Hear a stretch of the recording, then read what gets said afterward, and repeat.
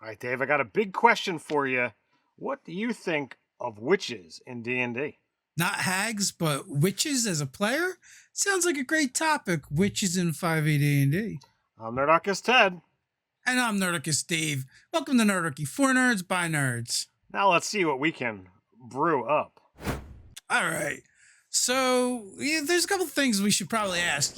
Does D&D need a witch, and how do we execute it? Is it a new character class, or is it a subclass option for existing character classes? These are kind of the things I think we're going to have to come up with, if we're going to figure out how to execute the witch in 5e D&D. And before we do that, I think we should talk about the inspiration for this video.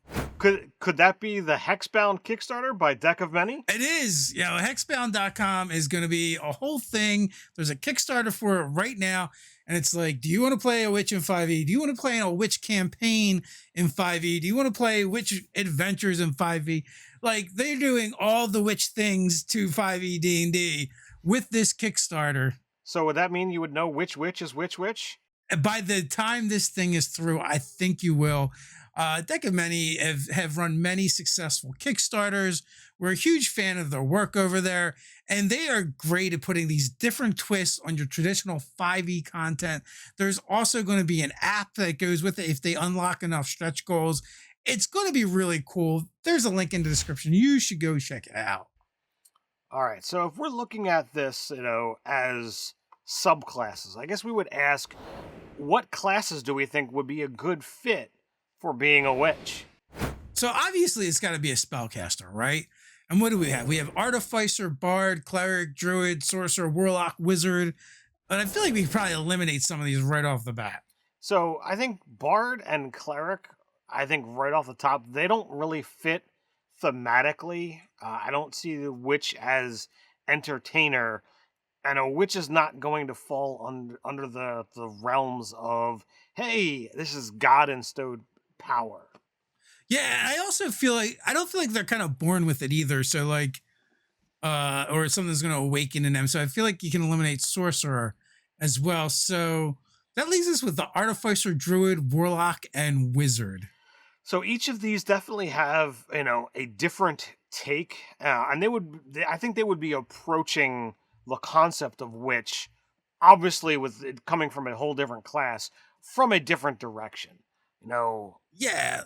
So Artificer might be interesting in the sense that not your traditional Artificer, but witches tend to like brew potions and use charms. So like, I think a really different take on a witch might be an Artificer. There's already the Alchemist, so you could definitely go in that direction, but Artificer definitely is very tool heavy. So like you would want to take this one and go in the direction of like maybe an herbalism kit or a cook's utensil is like your direction for using your witchcraft.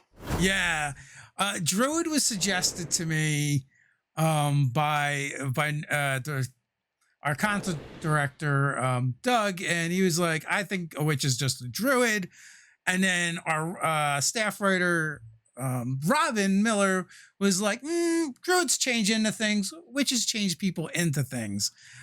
So that might be an interesting take where the druid actually weaponizes their wild shape and uses it on people like curses instead of wild shaping themselves. I definitely dig that one. That was certainly not in my wheelhouse of thought looking at it, but I definitely see witches as hermity, and I see druids as hermity, and I think that's a made up word.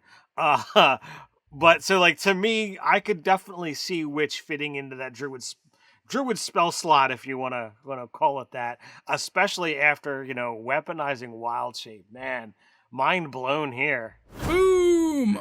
And then we have the Warlock, right? So the Warlock actually feels very much like it could be a witch. Work for the witch as well. I mean, I feel like Warlock and witch, these terms have been kind of used interchangeably in different ways as well.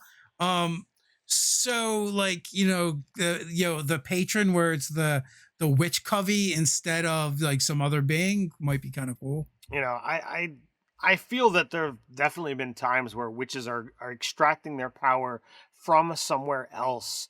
Heck, it could even be from, a greater hag that happens to be in the area, and they don't even really know it. Nerdarchy has explored through our Patreon rewards a number of concepts of these smaller beings. Like, they're not gods, they're not elder beings, but they're something that exists typically on the plane, but has enough power to bestow warlock packs. And I think the same thing could be said with this kind of witch, of having, this smaller pact, or with this smaller being, could be very interesting and a fun concept to play.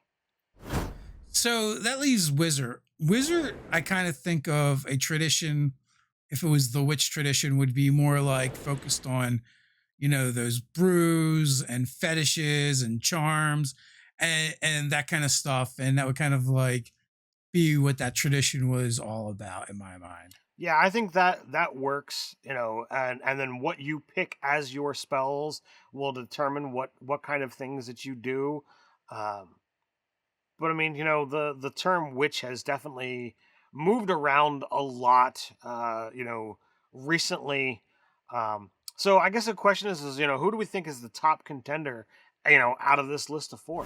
So to me, the natural fit seems to be Druid and Warlock. The other ones you could do some interesting things with, but I feel like we got to like bend and twist a little bit. It's also, if you're looking at more like historical druids and historical witches, like they're kind of the same thing, right? Or very similar. I'm not exactly an expert, but I feel like, especially if you're not going with a more fantasy, folklore and dark kind of view on the witch, then they tend to look more like a druid. I would agree. But the question is, what do you folks think? If you were to use the witch class, would you make it its own character class, or would you use one of these subclasses? What would be your number one contender? Let us know down in the comments below. But before you jump down there, if you're interested in helping Nerdarchy appease the almighty YouTube algorithm, do all those cool things that YouTube likes, like liking, sharing, subscribing, even clicking that notification bell so you don't miss a single video. And just a quick reminder, remember, new Nerdarchy videos drop every Monday, Wednesday, and Friday. Come on back to the channel and we'll have a new video for you. So if we were to try and make the witch as a character class for 5th edition Dungeons and Dragons, what kind of things would we really be looking for? What makes the witch stand out from everyone else? So, I mean, the features that I think we're going to have to think about is, obviously they're spellcasters, right? And I feel like a witch class is probably going to be a full caster and not a half or third caster. I think they're definitely going to be using ritual casting. Yeah, when I think of witches, I think of curses and hexes. And I might be, looking at more of a like fairy tale as style evil witch, and that's just my interpretation and opinion. You might have a different one. Familiars seem to be a big deal when it comes to witches. I almost feel like the familiars should be part of the class as well. And we've mentioned it several times, but the idea of brewing potions, creation of charms and fetishes, all of that, I feel like should fall somewhere as under the domain of the witch. Yeah, I think that would definitely work. I see all of these components, and to me, it really just, it screams even further, that I think Warlock makes the best fit.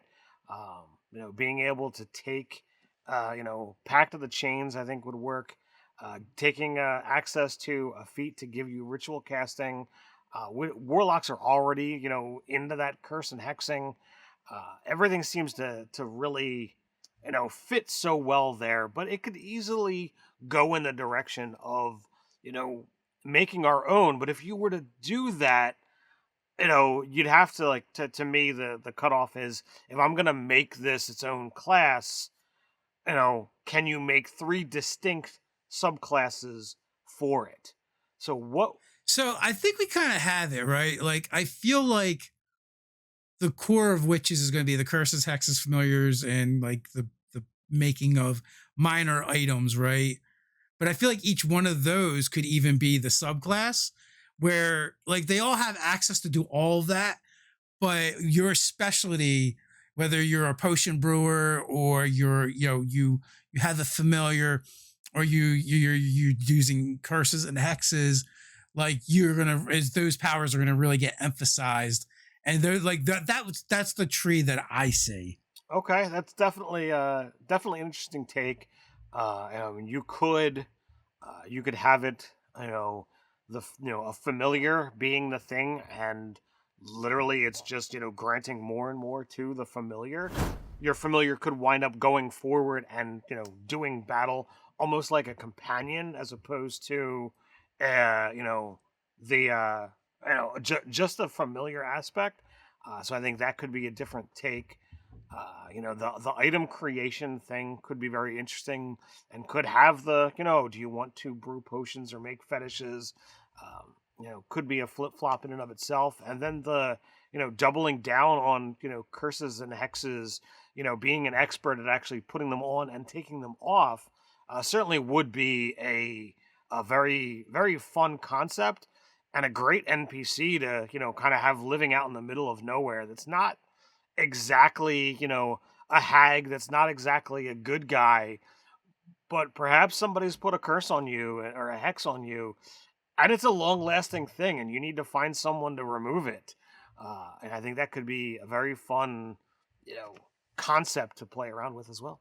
Yeah, absolutely. Hey, you enjoyed us theory crafting witches? You might want to check out us discussing D&D blood magic.